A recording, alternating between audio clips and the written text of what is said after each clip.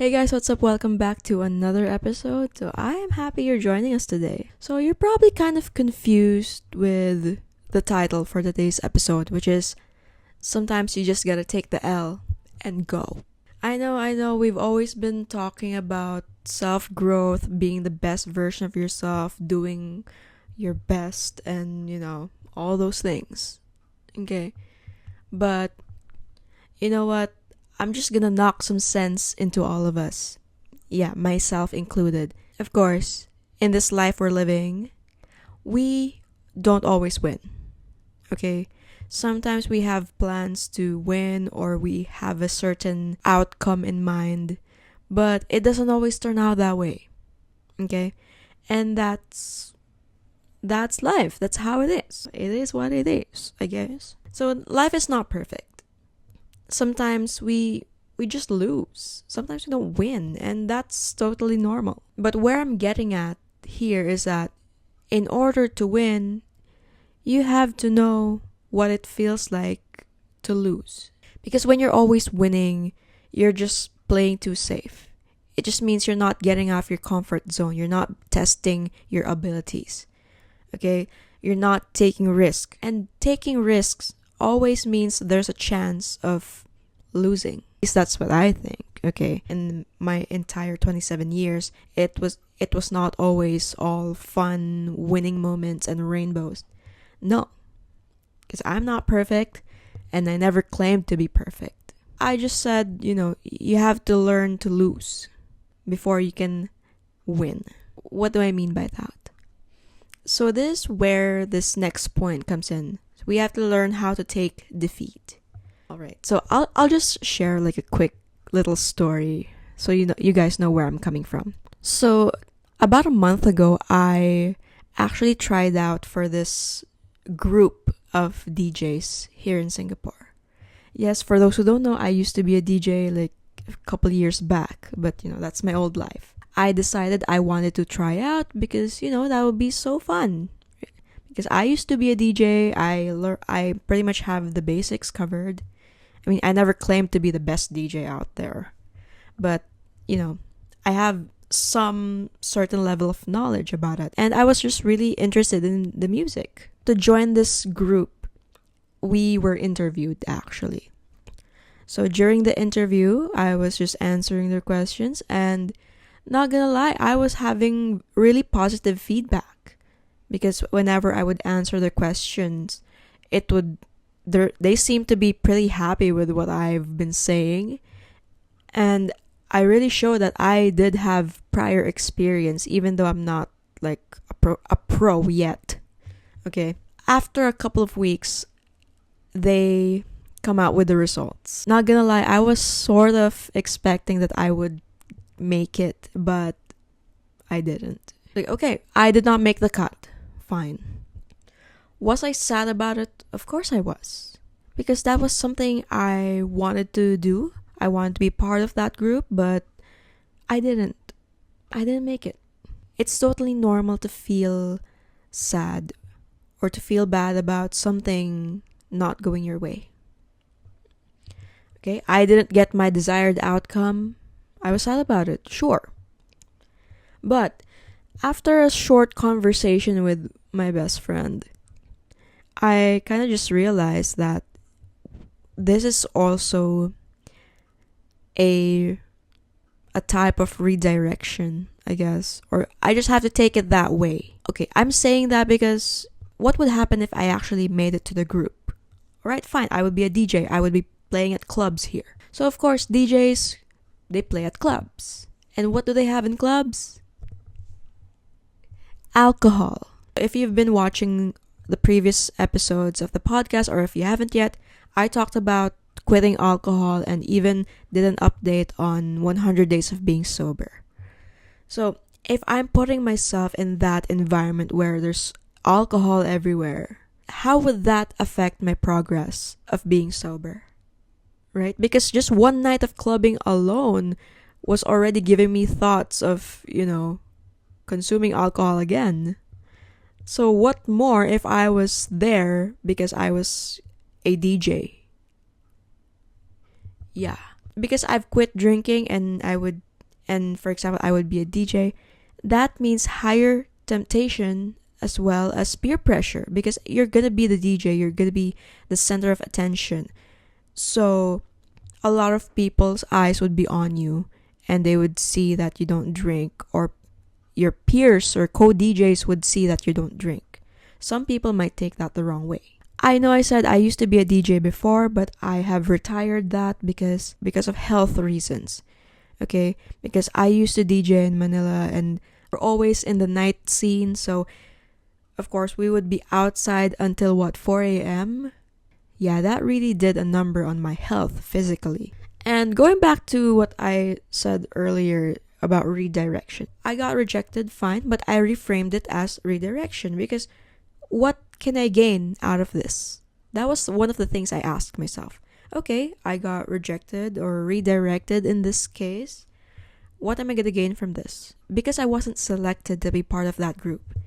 It just gives me more time to focus on studies, since I am doing a master's degree right now. It makes me want to focus more on my health and maintain sobriety, because I won't be exposing myself to that sort of environment. And when you're a DJ, of course, your job is during the late nights, okay? And then you would sleep during the day because you're tired, okay? Because I'm gonna tell you guys, like, standing there for hours during a set and, being present in the moment to mix music, it gets tiring, okay? That would take up a lot of my time and energy, and I won't be able to do this podcast anymore, for sure. Let's just really cover the basics over here. That's gonna be less stress for me, like sleep-wise, because my body clock wouldn't be so wrecked, okay? I mean, it is kind of a wreck right now, but hey, this is manageable. Next thing I did was compare.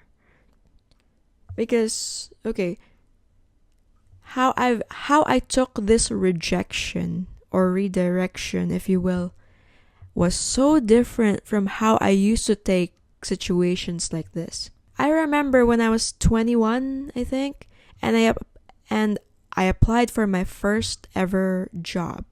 I did the interviews and all that, and this was before COVID, so you actually have to show up to the office and talk to the recruiting officer. And what was the result of that? I got rejected from that job, okay? And at that age, I really took it so hard that I cried the entire day. Just thinking about it, how 21-year-old me handled that rejection versus how I handled this rejection at this age. It's just so different. So it just goes to show that I've come a long way with it when it came to things like this. And of course, that's still something to celebrate, okay? I wasn't screaming, crying, and throwing up, all because I was rejected from what? All because I was not accepted into that group. At first, or maybe right now, we don't know the reason for this rejection or redirection, but I just like to believe that this did not happen for no reason. Okay, this didn't happen just because. It really serves as a reminder that this may be something that's not meant for me right now or ever. It's fine. And it's also God's reminder that we focus on the things we promised to others and to ourselves. So in this case, I promised myself to be sober. Okay, and devote time to other things with school, this podcast, church, and mainly building genuine connections while I'm here. When you really, really think about it, would that environment of, the nightclub scene, being a DJ, would that be a conducive environment for my objectives? Would that environment be in line with the things I want to do? That's why me and my best friend, when we were talking and I was opening up to him about how I feel, I instantly felt better. We reframed the whole situation in that way, that I didn't lose anything. Okay? I know a lot of people will always say not everything you lose is a loss, but it's true. But in this case, of course, that was something I really wanted to be part of, and I was sad about it. But these are the moments where you just have to accept defeat. Like, okay, I didn't make it to that group. That's fine. But I still know I gave that interview the best that I could do, okay? And, just think about it. Maybe that's something I don't need at the moment, and that's okay. So, because I know how to take this loss, I now know how to accept defeat. This just really serves as your reminder that maybe the thing you want right now, maybe you don't have it right now because it's just not the right time. Or because you can do something way better with your time. I just want to put this out here.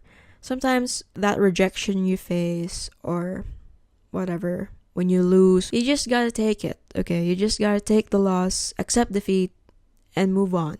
Because you can only win once you learn how to accept defeat. Sometimes you just gotta take the L and go, move on, move forward. And next thing you know, you're already in your winning season. Whether you're taking a loss right now or you're waiting, I know your winning season is right around the corner. So that is it for this episode. So I really had a great time discussing this topic with you guys today because it's something that really hits home for me. And also because I noticed that we've been talking about relationships so much already on this podcast. Yeah, for someone who's like really single, I just had a lot to say about relationships, okay? So let's take a break from that sort of thing. So whether you're listening on Spotify or watching on YouTube, I hope you give the podcast some love. So on Spotify, you can download or give a 5-star rating if you want. And on YouTube, you can just leave a like or a comment. I just want to take this time of closing this episode to really just show how grateful I am that I get to do this podcast, really. Because, even if nobody listens to this, but I know my friends do, and a whole bunch of others from the internet, I just really appreciate that I am given this platform, this space to talk about pretty much a lot of things. And, you guys let me talk about things I want. So, yeah, huge thank you to that. Anyway, that is it for this episode. I will see you in the next one. Bye.